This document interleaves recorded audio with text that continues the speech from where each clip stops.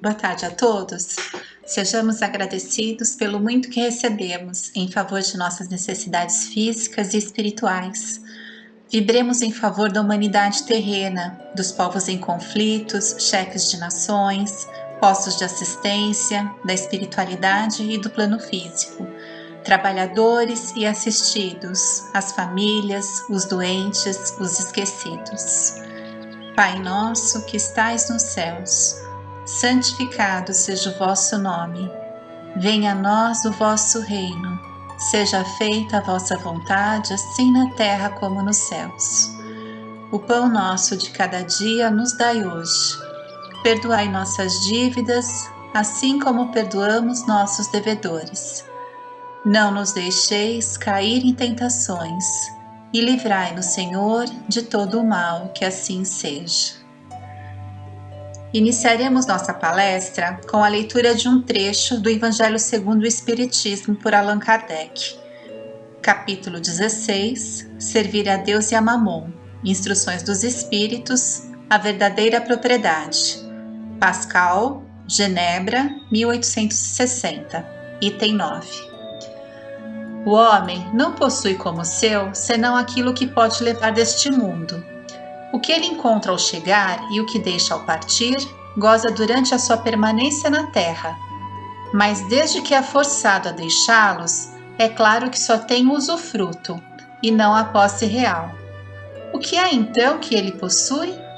Nada do que se destina ao uso do corpo, e tudo o que se refere ao uso da alma, a inteligência, os conhecimentos, as qualidades morais.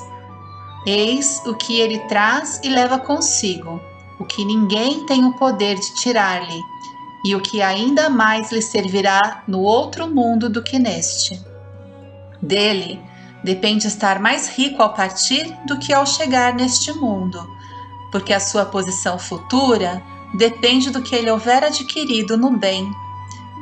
Quando o homem parte para um país longínquo, arruma sua bagagem com objetos de uso nesse país e não se carrega de coisas que lhe seriam inúteis. Fazei, pois, o mesmo em relação à vida futura, aprovisionando-vos de tudo o que nela vos poderá servir. Ao viajante que chega a uma estalagem, se ele pode pagar, é dado um bom alojamento. Ao que pode menos, é dado um pior. E ao que nada tem, é deixado ao relento. Assim acontece com o homem quando chega ao mundo dos espíritos. Sua posição depende de suas posses, com a diferença de que não pode pagar em ouro. Não se lhe perguntará quanto tinhas na terra, que posição ocupava, era príncipe ou operário, mas lhe será perguntado: o que trazes? Não será computado o valor de seus bens, nem dos seus títulos, mas serão contadas as suas virtudes, e nesse cálculo o operário talvez seja considerado mais rico do que o príncipe. Em vão alegará o homem que antes de partir pagou com ouro a sua entrada no céu, pois terá esta resposta: as posições daqui não são compradas, mas ganhas pela prática do bem. Com o dinheiro podes comprar terras, casas, palácios, mas aqui só valem as qualidades do coração. És rico dessas qualidades? Então sejas bem-vindo, e teu é o primeiro lugar, onde todas as venturas te esperam. És pobre? Vai para o último, onde serás tratado na razão de tuas posses. Reflitamos a respeito e tenhamos fé no futuro. Façamos a nossa parte. Deus está conosco, mas não fará a nossa parte. Confiemos nos seus desígnios em nosso favor e cuidemos de encher nossa bagagem com itens úteis que nos alimentem a alma, o coração. Nosso modelo, Jesus. Nosso recurso, o Evangelho. Nossa oportunidade, a encarnação, a vida. Então, sigamos em frente. Estamos todos destinados a evoluir. Façamos por onde vencer a nós mesmos. desvencilhar das ciladas alimentadas por nossos desejos e aproveitemos o hoje para começar a mudança de melhoria íntima. A assistência amorosa da espiritualidade maior é incansável. Nunca estaremos a sós. Confiemos em Deus, confiemos em Jesus. No nosso último encontro, André Luiz relatou sua profunda transformação, libertando-se dos laços inferiores que o prendiam às atividades terrestres. Sentia-se com o coração iluminado e pressentia os raios da alvorada nova. Porém, seu coração estava vazio dos sentimentos do mundo, e isso o comovera. Diante disso, Narcisa chamou-o ao bom ânimo, convidando-o à meditação no Evangelho de Jesus, para encher seu cálice com o bálsamo do amor divino. E conselho valioso a André, aproveitar novos concursos de serviço junto aos companheiros de nosso lar, habilitando-se a prestar concurso na terra, nos campos visíveis e invisíveis ao homem. André ficou dominado por esperanças diferentes. Lembram? No capítulo de hoje, André compartilha seus novos propósitos a Tobias e satisfação do amigo que intercede em favor de André junto ao ministro Genésio para promover o encontro com o instrutor Aniceto, devotado trabalhador de nosso lar no Ministério da Comunicação. André começa a compreender o valor do trabalho, muito agradecido à amizade da Narcisa e Tobias, um tesouro de inapreciável grandeza, e refletia: novo setor de luta desdobrar-se-ia a minha alma. Não deveria perder a oportunidade. Nosso lar estava cheio de entidades ansiosas por aquisições dessa natureza. Não seria justo entregar-me de boa vontade ao novo aprendizado? Misteriosa alegria dominava-me todo. Sublimada esperança iluminava-me os sentimentos. Aquele desejo ardente de colaborar em benefício dos outros, que Narcisa me acendera no íntimo, parecia encher agora a taça vazia do meu coração.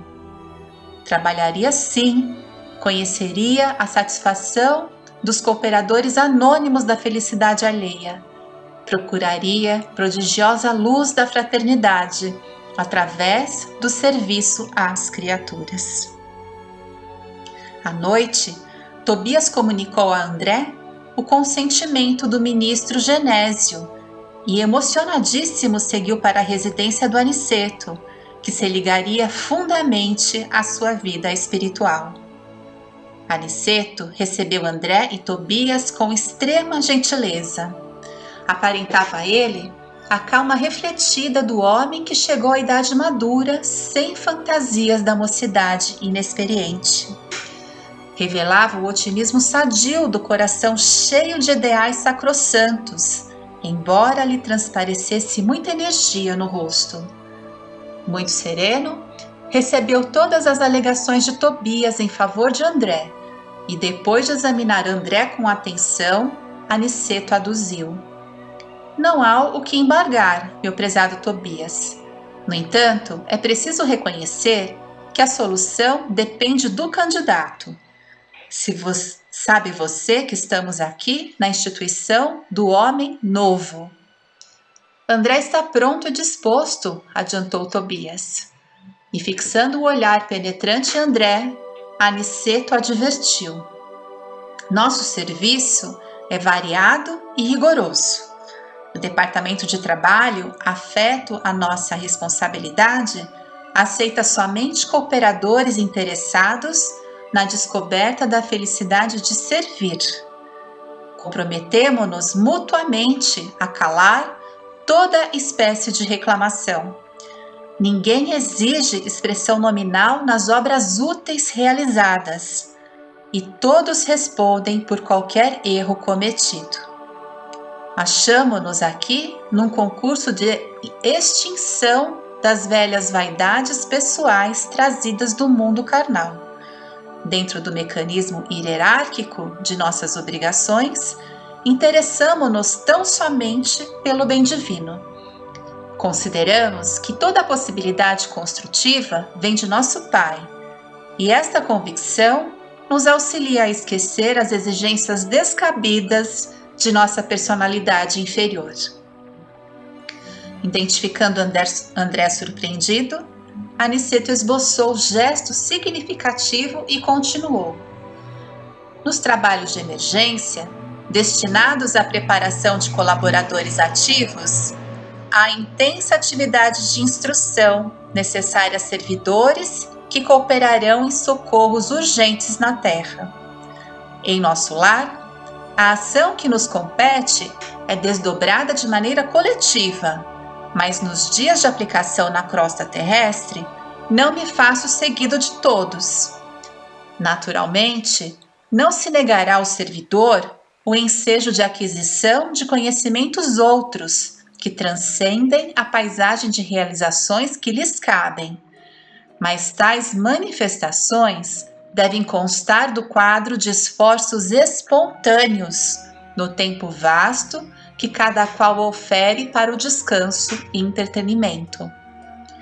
Considerando, pois, o serviço atual, temos interesse em aproveitar as horas no limite máximo, não só em benefício dos que necessitam de nosso concurso fraternal, como também a favor de nós mesmos, no que toca à eficiência. André ponderou admirado. Aniceto, após mergulhar toda a atenção em André, como se desejasse perceber o efeito de suas palavras, continuou. Creio haver dito bastante. Se está, portanto, disposto, não posso recusar-me a aceitá-lo. André responde comovido. Será honra para mim a possibilidade de acompanhá-lo e receber suas determinações de serviço. Aniceto concluiu. Pois bem, poderá começar amanhã. Neste capítulo, podemos dizer que André conquistou esse posto de trabalho. A espiritualidade não privilegia amigos ou parentes, como fazemos aqui na Terra. André escolheu o caminho de conhecimento e experiências que o revigoraram e o transformaram profundamente, a partir do momento que o seu diploma de médico do mundo ficou secundário, aceitando a tarefa de aprendiz em nosso lar, socorrendo enfermos nas câmaras de retificação. E, posteriormente, André não imaginava que o retorno ao lar terreno o colocaria em prova, conseguindo vencer suas mágoas e lutando contra o egoísmo feroz. Jesus conduzira André a outras fontes, conseguindo assim ajudar a família. Reconhecido e agradecido da assistência amorosa de seus amigos em seu favor e em si o pulsar do amor universal, oportunizou a André outras paragens de aprendizado na instituição do Homem Novo. E outra questão, retomemos as exigências de Aniceto, que, segundo Emmanuel, é emissário consciente e benfeitor generoso, dizendo a André: nosso serviço é variado e rigoroso. Aceita-se somente cooperadores interessados na descoberta da felicidade de servir. Cala-se toda espécie de reclamação. Ninguém exige expressão nominal nas obras úteis realizadas. Todos respondem por qualquer erro cometido. Achamo-nos aqui num concurso de extinção das velhas vaidades pessoais. Dentro do mecanismo hierárquico de nossas obrigações, interessamo-nos tão somente pelo bem divino. Consideramos que toda possibilidade construtiva vem de nosso Pai, e considerando o serviço atual, temos interesse em aproveitar as horas no limite máximo, a favor do concurso fraternal, como também a favor de nós mesmos no que toca à eficiência. Se está disposto, não posso recuar-me a aceitá-lo. E André aceita dizendo que será uma honra. Como nos vemos nessa situação? Aprendiz ou em novos cursos de serviço? Quem déramos aproveitarmos a oportunidade que se coloca em nossas vidas e enfrentarmos os desafios, para seguirmos confiantes nossa evolução a caminho do Pai, seguindo o exemplo de André Luiz, seja como aprendiz ou em novos cursos de serviço. Até o próximo encontro. Jesus nos abençoe.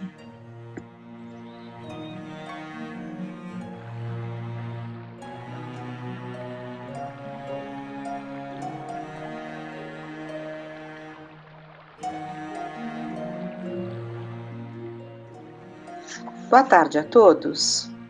Vamos nesta tarde analisar uma passagem de Jesus relatada por Marcos no capítulo 13. Ora, naqueles dias depois daquela aflição, o céu se escurecerá e a lua não dará a sua luz, e as estrelas cairão do céu, e as forças que estão no céu serão abaladas. E então verão vir o Filho do Homem nas nuvens, com grande poder e glória. E ele enviará os seus anjos e ajuntará os seus escolhidos, desde os quatro ventos, da extremidade da terra até a extremidade do céu. A colocação de Jesus, que o Filho do Homem, referindo-se a ele, seria visto nas nuvens, traz muitas interpretações nas diversas crenças, entendendo-se muitas vezes que Jesus voltará no novo corpo de carne. A doutrina dos espíritos vem justamente nos ajudar a aclarar os pontos obscuros em que não alcançamos o verdadeiro sentido da linguagem figurada usada por Jesus. E na verdade, e na Revista Espírita de 1868, Kardec publica uma excelente análise feita pelo espírito Erasto, o juízo final. Jesus virá sobre as nuvens para julgar os vivos e os mortos. Sim, Deus o enviará, como o envia todos os dias, para fazer essa justiça soberana nas planícies do éter. Quando São Tiago foi precipitado do alto da torre do Templo de Jerusalém pelos pontífices e fariseus, por ter anunciado ao povo reunido essa verdade ensinada pelo Cristo e seus apóstolos, lembrai-vos de que a esta palavra do justo, que seria o Tiago, São Tiago, é Tiago o menor, a multidão se prosternou, exclamando: Glória a Jesus, Filho de Deus, no mais alto dos céus. Ele virá sobre as nuvens, proferir suas temíveis sentenças. Não é vos dizer, ó espíritas, que ele vem perpetuamente receber as almas que entram na erraticidade? Então entendamos bem. Repetindo, ele virá sobre as nuvens proferir suas temíveis sentenças. Não é vos dizer, ó espíritas, aqui ele se dirige aos que buscavam, esse aprendizado, aos espíritas. Não é vos dizer, ó espíritas, que ele vem perpetuamente receber as almas dos que entram na erraticidade? Passai à minha direita, diz o pastor às suas ovelhas, vós que agistes bem, segundo as vistas de meu Pai. Passai à minha direita e subi para ele. Quanto a vós, que vos deixastes dominar pelas paixões terrenas, passai à minha esquerda, estáis condenados. Sim, estáis condenados a recomeçar o caminho percorrido em nova existência terrestre, até que vos tenhais saciados de matérias e iniquidades, e que, enfim, tenhais expulsado o impuro que vos domina. Sim, estáis condenados. Ide e voltai ao inferno da vida humana, enquanto vossos irmãos da minha direita vão se precipitar nas esferas superiores, de onde as paixões da terra estão excluídas, até o dia em que entrarem no reino de meu Pai por uma maior purificação. Sim, Jesus virá julgar os vivos e os mortos. Os vivos, que são os justos, os da direita, os mortos, que são os impuros, os da esquerda. E quando brotarem as asas dos justos, a matéria ainda se apossará dos impuros. Isto até que estes saiam vencedores dos combates contra a impureza e, enfim, se despojem para sempre de suas crisálidas humanas. Ó espíritas, vedes que a vossa doutrina é a única que consola, a única que dá esperança, não condenando a uma danação, que é um sofrimento, a uma danação eterna, os infelizes que se comportaram mal durante alguns minutos da eternidade. A única, enfim, que preside ao fim verdadeiro da terra pela elevação gradual dos espíritos. Progredi, pois, despojando o homem velho para entrar na região dos espíritos amados por Deus. Essa mensagem veio em Paris em 1861, e é de Erasto. Erasto era um discípulo de São Paulo, de Paulo de Tarso. Então, que belo entendimento compreendermos que ao término de cada encarnação poderíamos, como tem acontecido com outros tantos, terminarmos nosso tempo na Terra e alçarmos voos mais altos, passando então simbolicamente à direita do Pai. E passar à esquerda significa justamente ter de voltar para cá e refazer a tarefa desprezada. É evidente que essa separação é um processo natural que ocorre constantemente, como foi dito claramente por Erasto. No que esta separação, no entanto, esta separação tem se tornado mais preocupante porque estamos nos tempos em que para cá só retornarão os que são propensos ao bem, por estarmos vivendo tempos de transformações mais expressivas.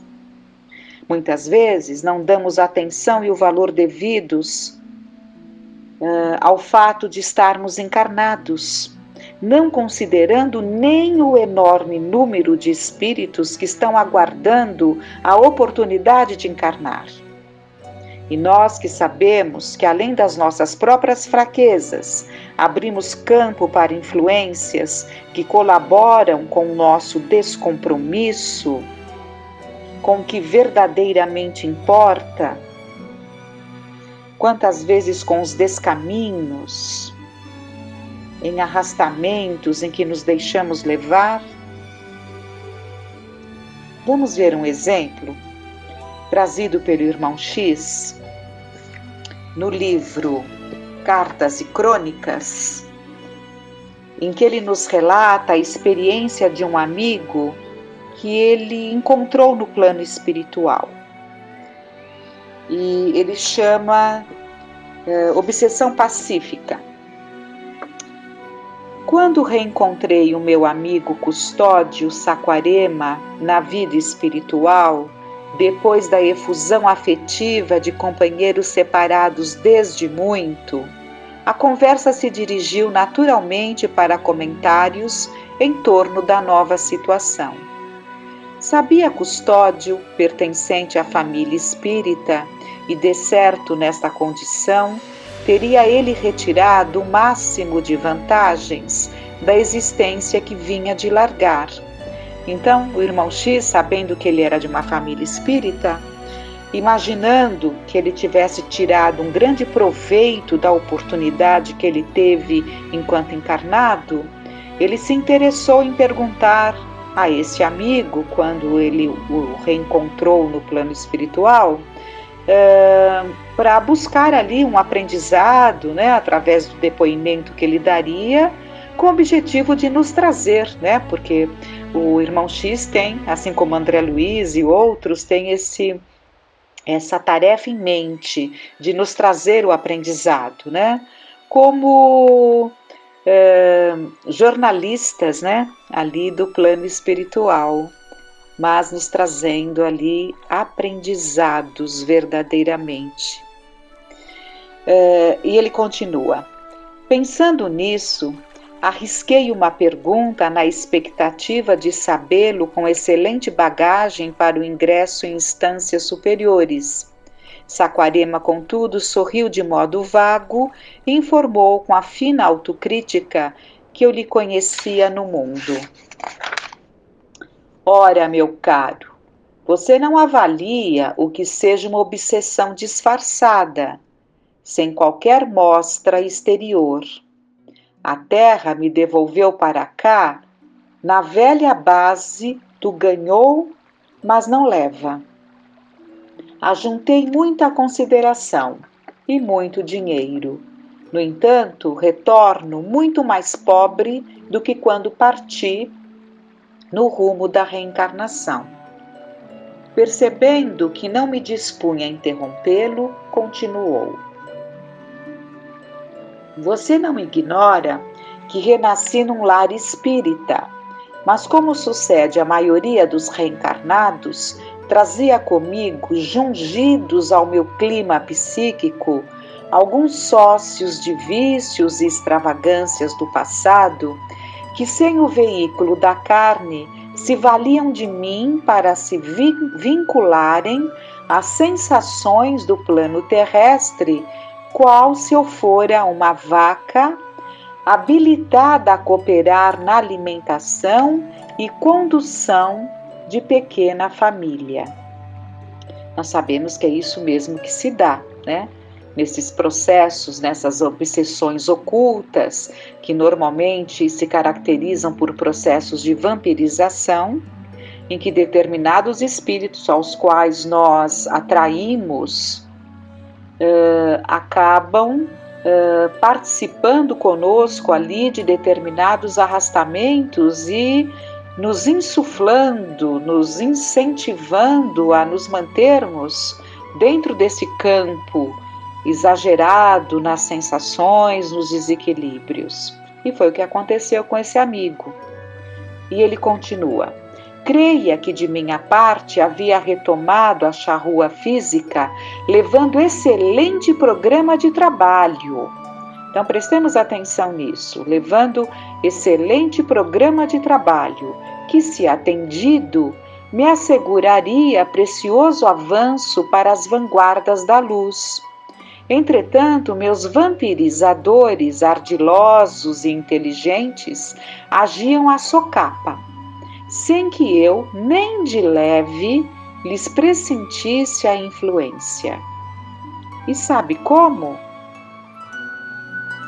E ele relata ao irmão X, a Humberto de Campos, né? Através de simples considerações íntimas, prosseguiu Saquarema desapontado. Tão logo me vi saído da adolescência, com boa dose de raciocínios lógicos na cabeça, os instrutores amigos me exortaram por meus pais a cultivar o reino do espírito, referindo-se a estudo, abnegação, aprimoramento, mas dentro de mim as vozes de meus acompanhantes surgiam da mente como fios d'água fluindo de minadouro, propiciando-me a falsa ideia de que eu falava comigo mesmo. Coisas da alma, Custódio. Nada disso. A sua hora é de juventude, alegria, sol. Então ele julgava que aqueles pensamentos que viam, coisas da alma, voltar-se à alma, não é hora disso, né? E ele achava que era apenas ele que estava chegando a essa conclusão. A sua hora é de juventude, alegria, sol. Deixe a filosofia para depois. Decorrido algum tempo, bacharelei-me. As advertências do lar se fizeram mais altas, conclamando-me ao dever. Entretanto, os meus seguidores, até então invisíveis para mim, revidavam também com a zombaria inarticulada. Agora não é ocasião oportuna. Então, terminado ali os estudos, ainda não era ocasião oportuna. De que maneira harmonizar a carreira iniciante com assuntos de religião? Custódio, observe o critério das maiorias, não se faça de louco. E ele diz: casei-me, e logo após os chamados à espiritualização recrudesceram em torno de mim. Meus solertes exploradores, porém, comentaram vivazes: não ceda, Custódio. E as responsabilidades de família? É preciso trabalhar, ganhar dinheiro, obter posição, zelar por mulher e filhos. A morte subtraiu-me os pais, e eu, advogado e financista, já na idade madura, ainda ouvi os bons espíritos por intermédio de companheiros dedicados, requisitando-me a elevação moral pela execução dos compromissos assumidos. Todavia, na casa interna, se empoleravam os argumentos de meus obsessores inflexíveis. Custódio, você tem mais que fazeres. Como diminuir os negócios? E a vida social? Pense na vida social. Você não está preparado para a seara de fé. Em seguida, meu amigo, chegaram a velhice e a doença, essas duas enfermeiras da alma. Velhice e doença, essas duas enfermeiras da alma que vivem de mãos dadas na terra. Passei a sofrer e desencantar-me. Alguns raros visitantes de minha senectude, transmitindo-me os derradeiros convites da espiritualidade maior, insistiam comigo, esperando que eu me consagrasse às coisas sagradas da alma. No entanto, dessa vez os gritos de meus antigos vampirizadores se altearam, mais irônicos, assoprando-me sarcasmos, qual se fora eu mesmo a ridicularizar-me. Você, velho Custódio, que vai fazer você com o espiritismo? É tarde demais. Profissão de fé, mensagens de outro mundo? Que se dirá de você, meu velho? Seus melhores amigos falarão em loucura, senilidade, não tenha dúvida. Seus próprios filhos interditarão você, como sendo um doente mental inapto à regência de qualquer interesse econômico. Você não está mais no tempo disso. Saquarema endereçou-me significativo olhar e rematou: os meus perseguidores não me viciaram o corpo, nem me conturbaram a mente, acalentaram apenas o meu comodismo, e com isso me impediram qualquer passo renovador. Mas vejamos bem, o comodismo partia dele, senão não há influência que nos tire de uma decisão que tenhamos. É que ele se deixava levar por este comodismo. Volto da terra meu caro, imitando o lavrador endividado e de mãos vazias que regressa de um campo fértil, onde poderia ter amealhado inimagináveis tesouros. Sei que você ainda escreve para os homens, nossos irmãos. Conte-lhes minha pobre experiência. Refira-se junto deles a obsessão pacífica, perigosa, mascarada. Diga-lhes alguma coisa acerca do valor do tempo, da grandeza potencial de qualquer tempo na romagem humana. Abracei Saquarema de esperança voltada para tempos novos, prometendo atender-lhe a solicitação. E aqui lhe transcrevo o ensinamento pessoal que poderá servir a muita gente, embora guarde a certeza de que se eu andasse agora reencarnado na Terra e recebesse de alguém semelhante lição, talvez estivesse muito pouco inclinado a aproveitá-la. E assim, juntos, nos aproximando do momento da nossa prece, buscando refletir sobre essas lições que possam nos trazer profundas análises sobre nós. E não deixemos de mudar o que tem que ser mudado, de buscar o que tem que ser buscado, de lembrar o que tem que ser lembrado e de esquecer o que tem que ser esquecido. E, acima de tudo, nos lembrarmos que o objetivo da encarnação é desenvolvermos a nossa capacidade de amar.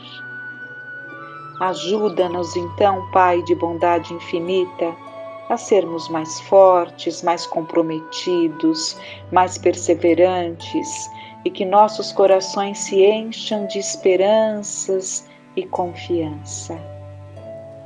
Pai nosso que estais nos céus, santificado seja o vosso nome. Venha a nós o vosso reino, seja feita a vossa vontade, assim na terra como no céu. O pão nosso de cada dia nos dai hoje. Perdoai as nossas dívidas, assim como perdoamos aos nossos devedores. Não nos deixeis cair em tentação, mas livrai-nos de todo o mal. Tenhamos